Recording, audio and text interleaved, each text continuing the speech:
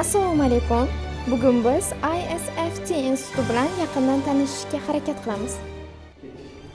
ISFT 2016-yilda tashkil topgan bo'lib, uning asosiy tamali moliyaviy boshqaruvni o'rgatish bo'lgan.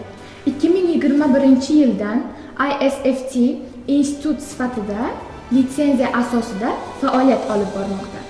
2024-yilda ISFT instituti Samarqand yoshlari uchun Qadim va Navqiron Samarqand shahrida o'z filialini ochdi. Hozirda ISFT instituti mamlakatimizning 3 viloyati, Toshkent, Samarqand va Andijon viloyatlarida o'quvchilarni jamiyat quruvchilar sifatida tayyorlab kelmoqda. Ushbu viloyatda ham ISFT instituti xalq mehrini qozonib bo'ldi.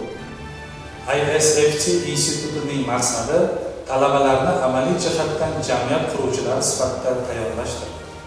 Ushbu yo'lda institut amaliyotga katta e'tibor qaratadi. Keling, buni talabalarimizning o'zidan eshitamiz.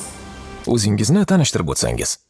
Men ismim Jasurbek, familiyam Mahmudov, 24 yoshdaman. Hozirgi kunda ISFT instituti 4-kurs talabasiman.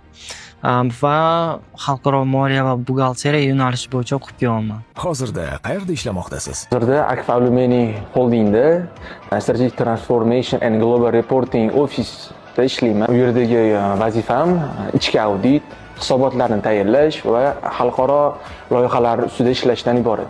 ISFT'da olgan qaysi bilimlar sizga yordam beradi hozirgi ish jarayonlarida? Hozirgi ish jarayonimda institutda olgan bilimlarimdan, ya'ni moliya hisobi, ya'ni financial accounting menga ko'proq yordam beradi. Ishga kirish jarayonida talaba uchun qanaqa skillslar kerak bo'ladi? Tushunarli, juda ham qiziq savol. Ya'ni har bitta student, ya'ni yoki har bitta kadr ish topish uchun juda ham ko'p narsalarga ahamiyat berish kerak. Masalan, doim masalan har bir kompaniyaga masalan aytaylik, avval o'ziga yo'nalish topib olish kerak-da. Masalan aytaylik, siz tibbiyot yo'nalishida o'qiysiz, lekin qaysidir kompaniyada HR lavozimiga ishga kirib keta olmaysiz birdaniga. Xuddi shunday o'zimni tajribamda ham xuddi shunday gap. Aytaylik, men o'zim masalan biznes sohasida o'qiyman. Demak, mana shu sohalarda ish topishim kerak. Birinchi o'rinda kompaniyani masalan shunga tegishli kompaniyalarni topib olish kerak avval. ISFT instituti xorijiy oliy ta'lim muassasalari bilan hamkorlik shartnomalarini imzolab kelmoqda. Hamkorlik doirasida quyidagi dasturlar amalga oshiriladi. Talabalar almashinuvi, akademik modellik, qo'shma dasturlar, professor-o'qituvchilar almashinuvi, ilmiy anjuman va konferensiyalar ishtiroki. Hamkor universitetlar hamda mamlakatlar: Buyuk Britaniya, Norwich Institute for Language Education, Belarus, Polotsk universiteti, Latviya, Riga aviatsiya universiteti, Chexiya, High School Teacher European, Prague Institute of Management and Technology, Qozog'iston, Almaty universiteti, Pokiston, Superior universiteti, Malayziya, UPC, UNIMAS, UPM, UCC universiteti, Turkiya, Istanbul Dibol universiteti, Istanbul Alanya universiteti, Aydin universiteti, shuningdek Xitoy hamda Koreya davlatlari bilan ham aloqalar o'rnatilgan. Ushbu hamkorlik doirasida 2025-yil yanvar oyida Indoneziya davlatining yetakchi universitetlariga amaliy tashrif buyurib, bilimlar oshirildi. Shuningdek, Indoneziyada nafaqat talabalarimiz tahsil olishadi, balki o'qituvchilarimiz ham indoneziyalik o'qituvchi va o'quvchilarga dars berib qaytishadi. ISFT instituti har doim ilm markazi bo'lishga intilib kelgan. ISFT instituti xalqaro konferensiya muntazam o'tkazib kelmoqda. Samarqandda ISFT xalqaro konferensiya o'tkazildi. Turkiyada Euro Education Summit, Malayziyada The Asian University Summit, O'zbekiston Malayziya Business Forum, Qozog'istonda Liga Akademik Halollik Forumi, Mastercard Fintech Lab Master Klassi, ISFT vakillari IT Park tomonidan tashkillashtirilgan outsourcing konferensiyada ishtirok etdi.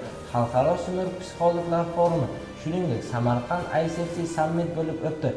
Unda barcha Yevropaning barcha davlatlar professorlari tashrif buyurdi. Keling, ushbu sammitdan bir lavhaga nazar tashlaylik.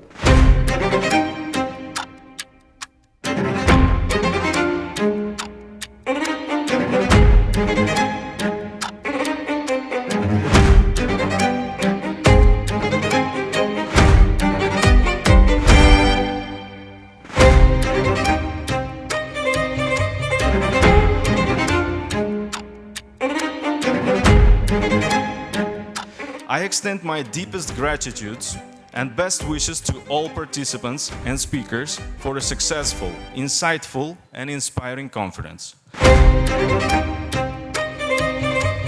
Bilimni, ta'limni rivojlantirishni o'ziga maqsad qilib qo'ygan.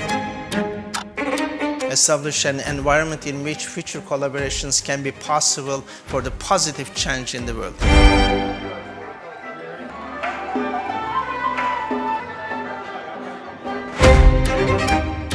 Узбекистан делает все шаги для того, чтобы быть в международном сообществе.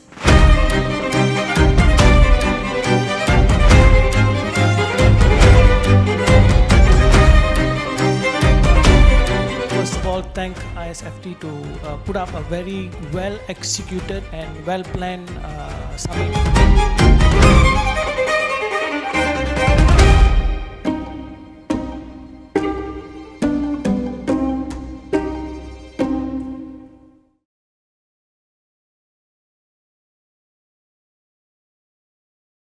ISFT instituti xalqaro akkreditatsiyadan o'tdi. Shuningdek, oliy ta'lim, fan va innovatsiyalar vazirligi huzuridagi barcha ta'lim muassasalari doirasida o'tkazilgan yilning eng yaxshi ta'lim muassasalari 2024 tanlovida ISFT instituti nodavlat oliygohlar orasida faxrli ikkinchi o'rinni egalladi. Bundan tashqari, Hens dasturi statistikasi yuzasidan o'tkazilgan tanlovda ham eng ko'p talabaga ega oliygohlar orasida ikkinchi o'rinni egalladi. Bu esa shuni ko'rsatadiki, o'quvchilar va ota-onalarning ISFT institutiga bo'lgan ishonchi ortib bormoqda. 2024-2025 yil o'quv yili uchun bakalavriat bosqichlari bo'yicha O'zbekiston Respublikasi Prezidentining davlat stipendiyasiga sazovor bo'lganlar orasida ISFT instituti faxrli 5-o'rinni egalladi. Shuningdek, ISFT institutida talabalar o'z qobiliyatlarini kashf etishlari uchun iqtidorli talabalar va liderlar guruhlari tashkil etilgan.